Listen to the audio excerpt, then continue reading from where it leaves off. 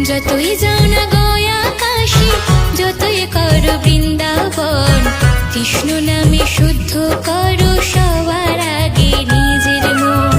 যতই যাও না গয়া কাশী, যতই করো বৃন্দাবন, কৃষ্ণ নামে শুদ্ধ করো সবার আগে নিজের মন। কৃষ্ণ নামে শুদ্ধ করো সবার আগে নিজের মন।